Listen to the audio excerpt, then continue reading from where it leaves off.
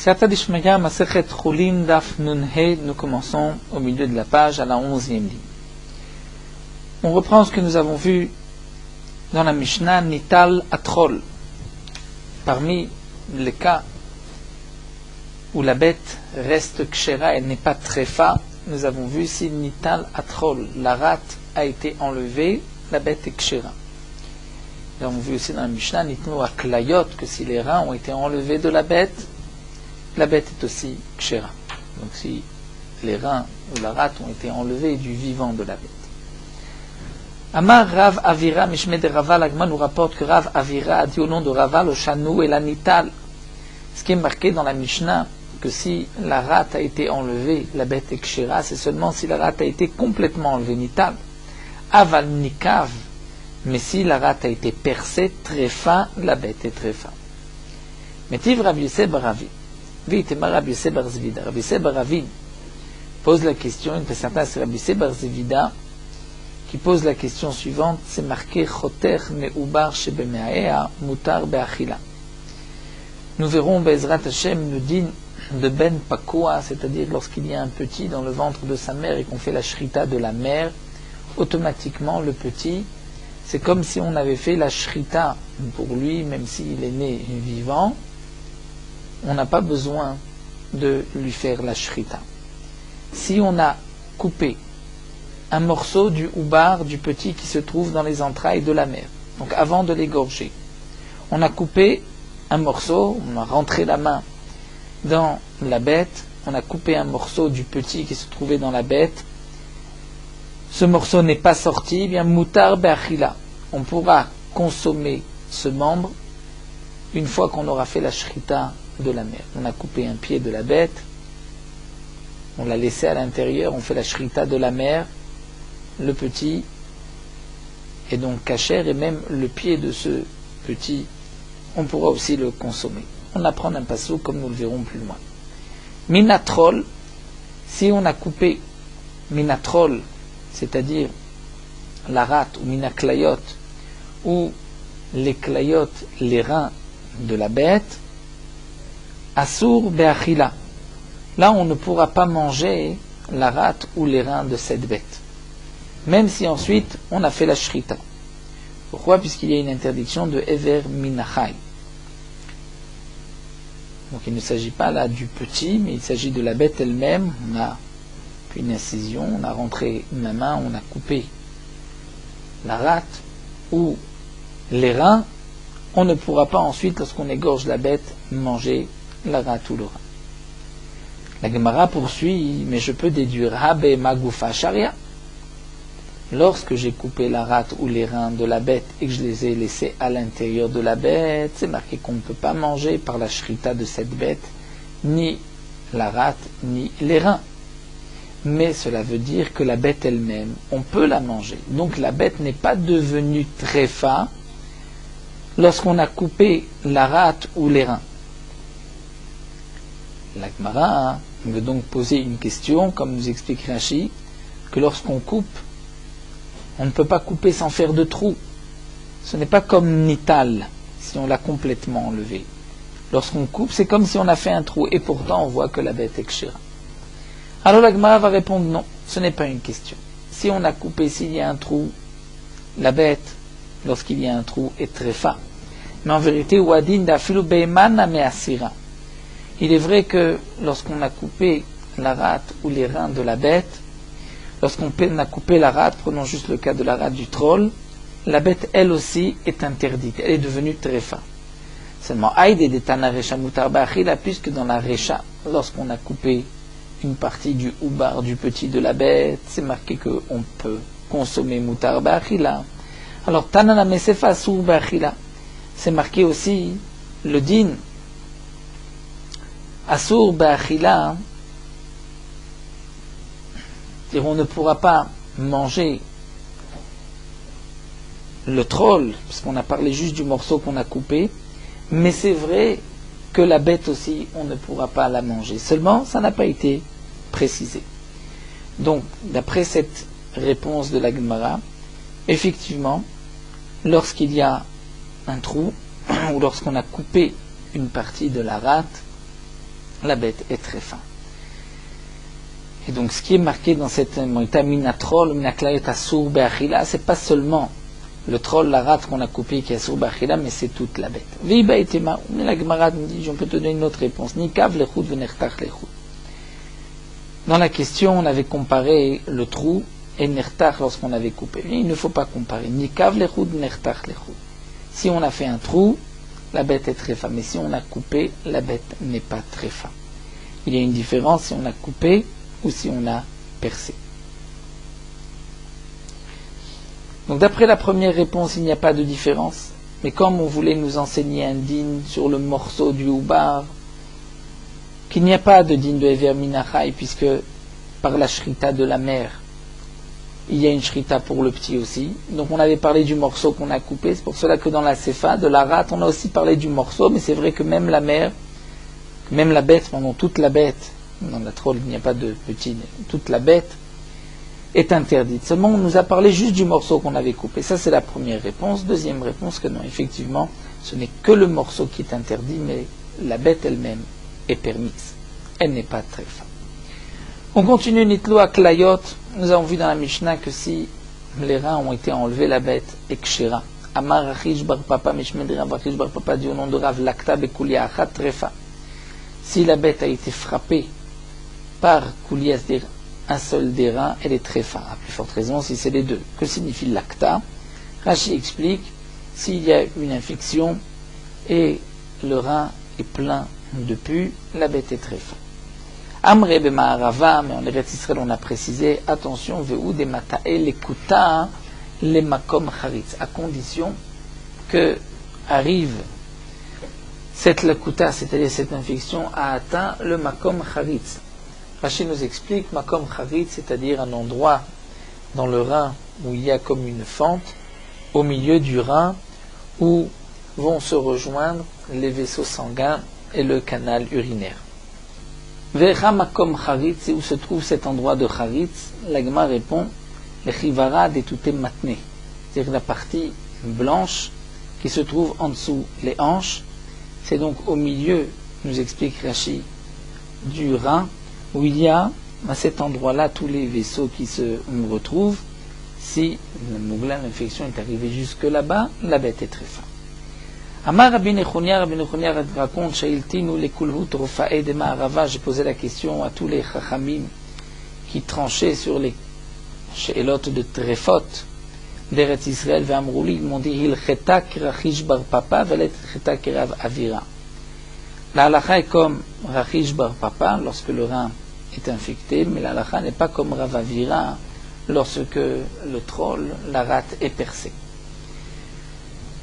Lo amran, elle a bekulché, ou peut-être qu'on va lire aussi dans, avec cette girsa, il y a une parenthèse, nous avons, donc si on ne lit pas la parenthèse, on dira velo amran, ou sinon on va dire des rav avirana, mais donc, la Gemara veut continuer en disant velo amran, et ceci n'a été dit que la halakha n'est pas comme rav avira, si la rate a été percée, elle a bekulché, seulement si c'est la partie qui est fine.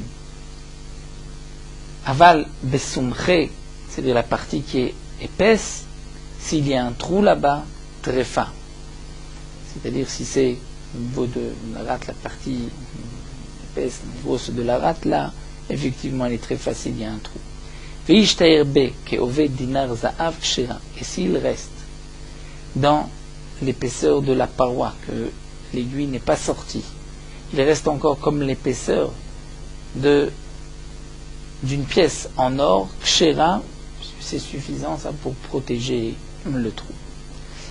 La Gemara continue à Amre b'ma'arava, en Eretz Israël, on a dit quoi la possède berea kasher bekulia, tout ce qui rend pasoul le poumon, c'est kasher lorsqu'il y a ce même soul dans les reins. Sha'are, la preuve n'est qu'elle pasoul bera lorsqu'il y a un trou au niveau du poumon, il est pasoul, la bête est très faible, et kasher bekulia, pourtant au niveau des reins c'est kasher. Fechol shkena, plus forte raison, echad et kasher bera, kasher bekulia. Et lorsque c'est kasher pour les poumons, c'est kasher aussi pour les reins. Matkifler Rav Tanchuma pose la question avec Klala, ou est-ce que c'est un klal, une règle, va remougla. Pourtant, lorsqu'il y a une infection, il y a du pu des cachères, béré à ces cachères, lorsque ça se trouve dans les poumons. Et pourtant, on passe sous le bekoulia pour les reins. C'est pas sous. Lorsque l'eau est pure, c'est-à-dire cette moula qui est à l'intérieur, il sort un liquide qui a l'air pur comme de l'eau pure, ou la sekachère acha ve'acha, aussi bien dans le poumon que dans le rein.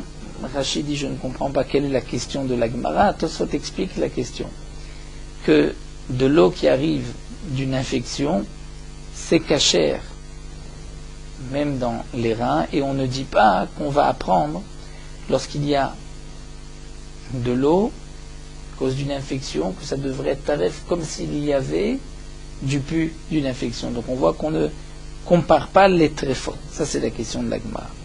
Et là Maravashi, donc Ravashi va reprendre, il va dire non, tréphot, kamedamit la adade, Ravashi dit, tu veux comparer des tréphot, en omrim be tréphot zo de molazo. On ne dit pas, hein, tel tréfa ressemble à l'autre.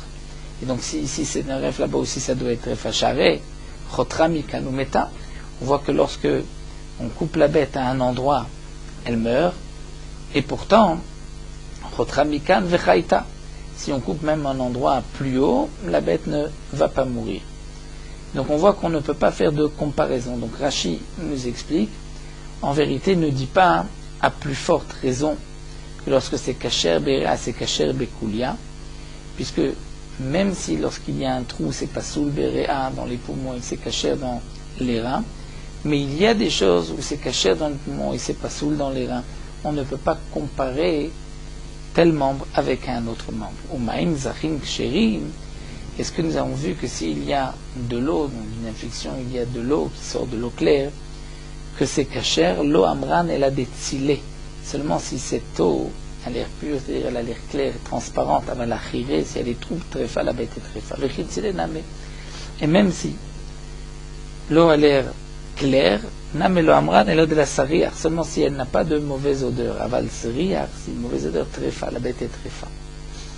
La Gemara termine avec un dernier dîme concernant les reins, akulia shiktina, si le rein a retréci par maladie, bedlaka pour le menu bétail, ad kepoul, si le rein est devenu comme une fève, la bête ekshera, begassa, ad keanava benonit, pour une grosse bête, c'est-à-dire un gros bétail, une vache, un veau, lorsque le rein est devenu ke'anava benonit, jusqu'à un grain de raisin moyen. Jusque-là, la bête ekshera. Moins que cela, la bête est très fin. Nous avons ici une parenthèse, comme c'est marqué sur le côté, puisque cet enseignement n'est peut-être pas un enseignement de la Gemara, mais des Géonim qui avaient rajouté cette ligne.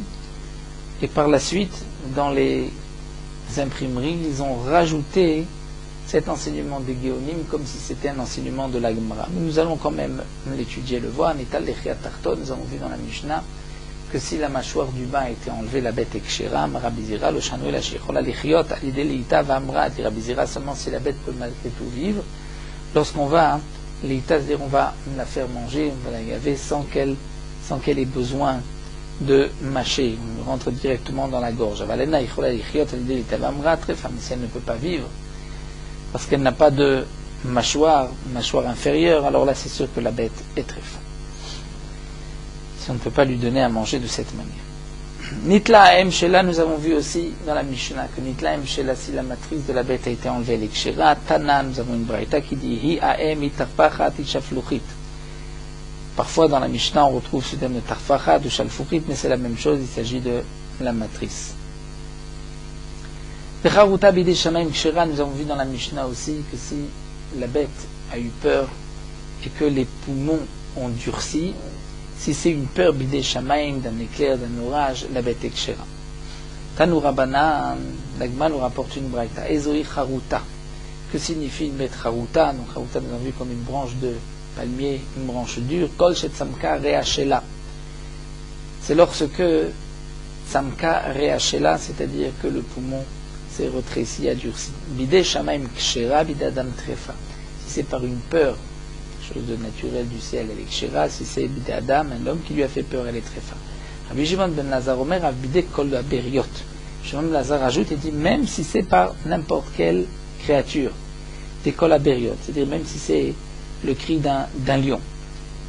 La Gemara pose la question, Rabbi Shimon ben Lazar se rapporte sur quoi? Eh bien, il est où? Est-ce que Rabbi Shimon ben Lazar a Recha Ka'e? Et donc, ce qu'on a vu, Bidé Shamem Kshera, vient Rabbi Shimon ben Lazar rajouter que même si c'est un lion qui lui a fait peur, la bête est Kshera, et donc les Kula, il vient Tmikil, lorsque le lion lui a fait peur, durcir le poumon, la bête est Kshera, o Asefa Ka'e Verachumo, il se rapporte sur la Sefa. C'est-à-dire que ce que nous avons vu Bidé Adam, Trefa, Rabbi Shimon ben Lazar vient rajouter, pas seulement Bidé Adam, même si c'est un lion, la bête est Trefa, et donc ce serait une Khumra. Tashma. Agma va apporter une preuve, c'est marqué des Tania Charuta Bidé Adam Trefa, et Rabbi Shimon ben Lazar Omer a Bidé Kol Aberiot. Donc on voit que ça se rapporte sur la Sefa, Charuta Bidé Adam. Si la bête a eu peur par l'homme, elle est Trefa. Rabbi Shimon ben Lazar dit même Bidé Kol Aberiot, elle est Trefa. Rabba Bachana avec Azil de Madbera. Rabba Bachana se trouvait dans le désert. Ashka Haneu Diche, il a trouvé des béliers, des Tsamik Kiria Didhu, que leurs poumons avaient rétréci, avaient durci. Ateshaïk Bemidrasha, il a posé la question au Beta Midrash Amroulé, ils lui ont dit ainsi. Bekaïta, lorsque tu es en été, Aïté, Mashichle Chiyure, apporte des bassines de terre cuite blanche. Malhinu Mayak, et tu vas remplir d'eau froide, Vanchinu Metlet, et laisse les poumons à l'intérieur pendant 24 heures. Hiadran Barian, Bideshamaimi. Si elles retrouvent leur forme d'Arberian, c'est Bideshamaim, et donc Kshera, la bête est Kshera. Veilo, et sinon, alors Trefa, la bête est Trefa. Si tu vois que les poumons ne reprennent pas, c'est que c'est Bidé Adam et la bête est Trefa. Bessit va, si c'est en automne, en hiver, a été Meshechle Shichoumé, tu vas porter des bassines qui sont noires, qui ne vont pas refroidir comme le blanc. Umalinu Mayapshure, tu vas remplir de l'eau tiède. Fanchinu Metlet, laisser le poumon à l'intérieur pendant 24 heures. Yadra Berek Shera. Si le poumon retrouve sa forme Shera, Veilo et sinon Trefa. Donc ça c'est la preuve, est-ce que c'est Bidé Adam ou Bidé Shamaï? On continue avec un autre din, Aglouda. Aglouda, nous avons vu que c'est la bête dont la peau s'est détachée du vivant de la bête. Tanour Abanan, l'Agma nous rapporte une braïta, Aglouda. Une bête dont la peau s'est détachée. Rabbi Meir, Marchir, Cham Postim, Rabbi Meir dit la bête est Kshera, le Cham dit elle est Psoula. Tekvar Id Elazar Safra. Et déjà Elazar Safra a témoigné, ainsi que Yochanan ben Gudgeda, à la Glouda chez Psoula. Sur une bête, une Glouda, dire dont la peau est tombée, comme quoi elle est Psoula. Amar Rabbi Shimon ben Lazar Chazar Bo Rabbi Meir, Rabbi Meir a ensuite changé d'avis, il avait dit Marchir, ensuite il a changé d'avis que il va dire que la bête et Psoula n'est pas Kshera. Michlal. Donc la Gemara poursuit et continue. Donc on comprend de là, de Rabbi Shimon ben Lazar, Palig Rabbi Meir Beglouda. Si Rabbi Shimon ben Lazar nous dit que Rabbi Meir a changé d'avis, donc c'est qu'au départ il était en machloket. Vatania, pourtant nous avons une braïta qui dit à Rabbi Shimon ben Lazar. Rabbi Shimon ben Lazar lui-même disait l'onechleku Rabbi Meir v'chamim la Glouda chez Psoula, que Rabbi Meir v'chamim n'était pas en machloket sur la Glouda, la bête dont la peau est tombée, que c'est sûr qu'elle est Psoula la bête. Et Kvar Eid Rabbi Hoshaya benosh Rabbi Yuda Abossam, l'ifne Rabbi Akiva, et déjà Rabbi Hoshaya, le fils de Rabbi Yuda Abossam, avait témoigné. Donc lui vendait des parfums, l'ifne Rabbi Akiva, Mishum Rabbi Tarfon, à la Glouda chez Psoula, sur la Glouda qu'elle est Psoula. Et im nishter bo kasela kshera. Et s'il reste que c'est là, comme l'équivalent d'une pièce de monnaie, la bête est kshera, puisque c'est-à-dire que la peau va repousser, va revenir. Donc nous voyons de là que Rabbi Shimon Lazar lui-même dit que Rabbi Meir et Cham ne sont pas en machloket, alors que plus haut Rabbi Shimon Lazar avait dit que Rabbi Meir a changé d'avis, donc au départ ils étaient en machloket. Amar Nachman bar Yitzchak Maïlo Nechleku, que signifie ce qui est marqué ici que Rabbi Shimon Lazar a dit ne sont pas en machloket, c'est-à-dire le Hamad Rabbi Meir de machlokto. Il n'a pas gardé la machloket, mais c'est sûr qu'ils étaient auparavant en machloket, mais ensuite il a accepté les paroles de Chachamim. Amar Mar, nous venons de voir Nishter Bokassel Akshera, s'il reste l'équivalent d'une pièce de monnaie laissée à deux pots, la bête est kshera. Echa, à quel endroit la bête est kshera considère que toute la peau va repousser, reprendre. Amar Rabbi Yuda Amar Shmuel, Alpene Ashidra Kula. S'il reste sur toute la shidra, c'est-à-dire toute la colonne vertébrale. Iba il est où? L'Agma dit, on pose le problème suivant. Que signifie Alpene Shidra Kula? De Arich Vekatin. Est-ce que cela signifie s'il y a un tout petit peu de peau sur toute la longueur de la colonne vertébrale, même un peu de peau comme la largeur d'un fil, mais que des Chimetzarefla avec Essela, si on associe tous ces morceaux, on aura l'équivalent d'un Sela, dans ce cas-là la bête Ekshera. Odilement peut-être non, Berochav Sela Alpene Shidra Kula. Il faut qu'il y ait la largeur d'une pièce de monnaie sur toute la colonne vertébrale pour que la bête soit Kshera. Tashma, la Gemara va apporter une preuve. C'est marqué de Paris, Rabbi Nehorai, Mishmeh de Shmuel, que Rabbi Nehorai a expliqué au nom de Shmuel, Berochav Kesela Alpene Kol Shidra Kula. C'est-à-dire la largeur d'un Sela sur toute la Shidra, c'est-à-dire sur toute la longueur de la colonne vertébrale. Rabban Bachana, Amar Bachana dit Raché Prakim. Au niveau des articulations, il faut qu'il reste de la peau, même si ce n'est pas sur toute la shidra, mais au moins au niveau des articulations et entre chaque rouliotte, chaque vertèbre de la shidra, il faut aussi, dit Rashi, chaque articulation, chaque roulia et les autres articulations de la cuisse, du pied, là il faut qu'il y ait au moins un peu de peau, qu'il y ait le shiur, la quantité d'un sel. Rablaza, ben Antignos, Mishum Rablaza, Rabiana, il lui dit Makom Tiburo, c'est-à-dire il faut à l'endroit du Tiburo, c'est-à-dire du nombril de la bête, c'est à cet endroit-là qu'il faut que ce soit Kessela comme un Sela. Donc la Gemara nous a rapporté qu'effectivement nous avons une machloket, combien de peau il doit rester. Bay Rabbi Yanaï, Bay Rabbi Ishmael. Rabbi Yanaï, le fils de Rabbi Ishmael, pose la question Nital makom ashidra vekulo kayam. Si toute la peau de la bête est restée, mais au niveau de la colonne vertébrale, toute cette partie, la peau s'est détachée et tombée. Quel est le dit? Au Nital makom tiburo vekulo kayam. Juste à l'endroit du nombril, tout est parti, mais le reste de la bête, elle a sa peau. Nitelu raché prakim vekulo kayam.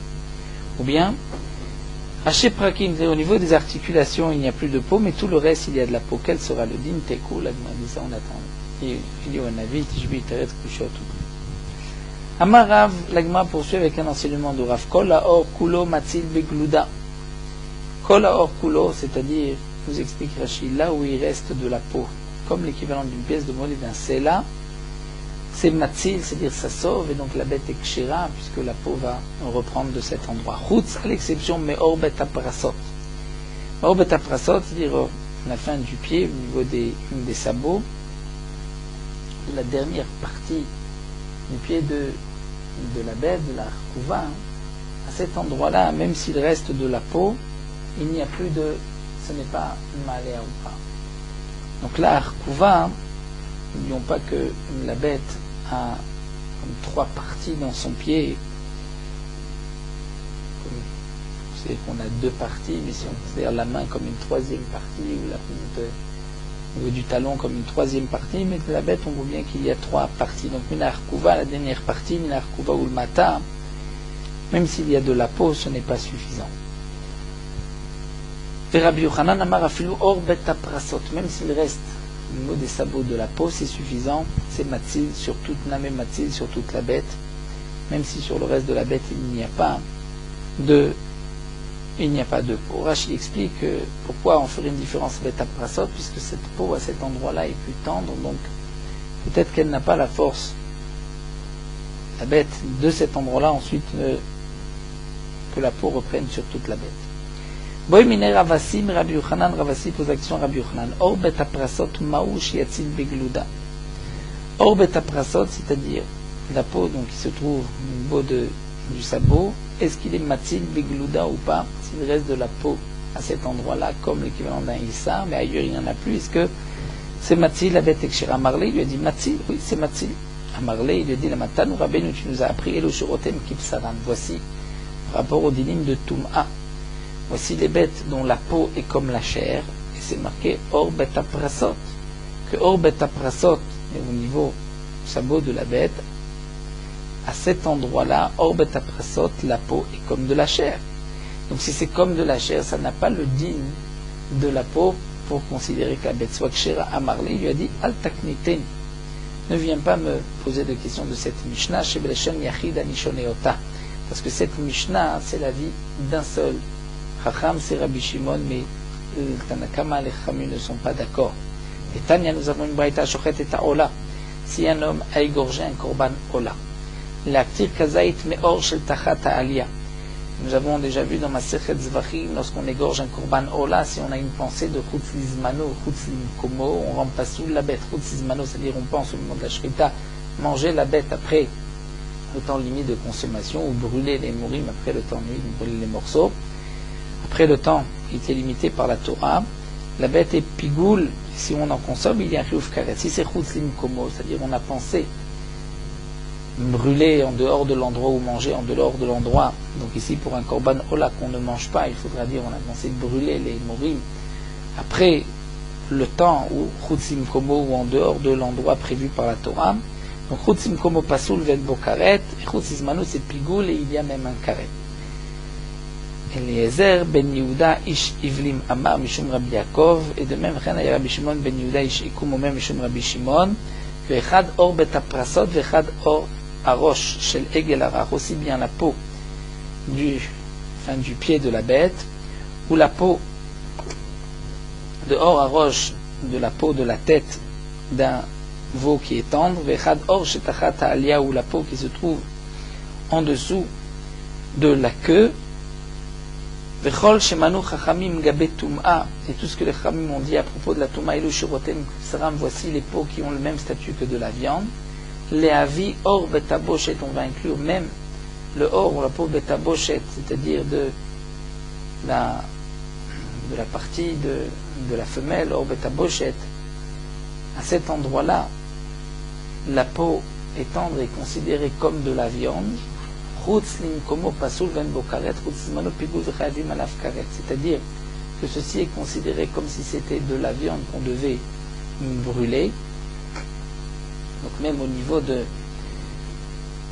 la peau qui est tachatalia, la peau de la tête, orbeta prasot, et même orbeta bochet, de la matrice de la bête, on voit qu'il y a un chiyuv karet. Donc si il y a un chiyuv karet ou il y a un psoul, donc chutzimano, chutzimkomo, c'est la preuve que c'est considéré comme de la viande et non pas comme de la peau. Donc effectivement, ceci a été rapporté au nom de Rabbi Shimon, que c'est comme de la peau. Cependant que cette orbeta prasot est comme considérée comme de la viande. Et donc c'est vrai que dans ce cas-là, d'après Rabbi Shimon, s'il reste de la peau juste à ces endroits-là, ça ne sauvera pas toute la bête qui est glouda. Mais Tanakama n'est pas d'accord, parce que Tanakama, on voit, qui dit c'est seulement si un homme a pensé brûler, Kazait meor shetachatalia, dessous la queue, mais il ne parle pas de orbeta prasot. Et comme Rashi nous le rapporte, n'oublions pas que c'est seulement lorsqu'on a une marshava, quelque chose pour un korban. Donc si c'est un korban qu'on va manger, il faut que ce soit quelque chose de mangeable. Si c'est un korban qu'on ne mange pas, soit un morceau qu'on brûle sur le misbéach. Donc de là nous voyons que il y a une marloquette concernant cette orbeta prasot, est-ce que c'est considéré comme de la viande ou de la peau. Et donc ce qui est marqué Elu Shiroten Kipsara, mais qu'on a rapporté que c'est orbeta prasot, c'est d'après Rabbi Shimon, où la peau a le même statut que, à cet endroit-là que de la viande, mais comme Rabbi Yochanan lui l'a dit plus haut, orbeta prasot c'est matzil sur la glouda, puisque d'après Tanakama c'est considéré comme de la peau et pas comme de la viande, pas comme de la chair. Et donc si c'est de la peau, s'il y a cet endroit-là comme équivalent d'une pièce qui est Issa, la bête est kshera, même sur tout le reste du corps de la bête il n'y a plus de peau. Alors nous allons nous arrêter ici à la Mishnah. Nous terminons sur Meorot Halacha Daf Nunhe. Dans les poskim, il est rapporté que ce éther de pouvoir manger sur la même table, de pouvoir manger sur une table où il y a et des aliments de lait et des aliments de viande, lorsque ceux qui sont attablés vont faire un signe de reconnaissance, c'est lorsqu'il y a deux personnes ou plus. L'un mange de la viande, l'autre mange du lait. Donc dans ce cas-là, étant donné que l'un va rappeler l'autre, attention, tu manges de la viande, ne prends pas de lait, et qu'en plus il y a un heker, il y a un signe, il y a un objet qui normalement n'est pas là, c'est suffisant par ces deux choses-là de retenir la personne, et il pourra donc manger du lait sur une table où il y a de la viande ou inversement. Mais lorsque c'est une personne qui est toute seule, s'il mange un aliment de viande, il ne peut pas à ce moment-là mettre un aliment de lait sur la table, même s'il fait un équerre, même s'il met un signe de reconnaissance. Même si entre le lait et lui, il met un objet qu'il n'a pas l'habitude de mettre. Puisqu'à ce moment-là, il n'y a qu'un seul équerre, c'est-à-dire c'est cet objet qui va lui rappeler, ça ce n'est pas suffisant s'il n'y a pas une autre personne. Certains poskim n'ont pas fait de différence, ils disent que même lorsqu'une personne est toute seule, s'il y a un siman, il pourra manger de la viande, même si sur la table il y a du lait. Lorsque celui qui est attablé demande à un chômeur, à un gardien, à une personne, de lui rappeler de ne pas manger des autres aliments de la table, si en plus il y a un heker, un signe sur la table, d'après tout le monde, il pourra manger un aliment de viande, même s'il y a du lait sur la table, puisque de cette manière, il y a et l'objet, et le chômeur, le gardien, qui vont le retenir.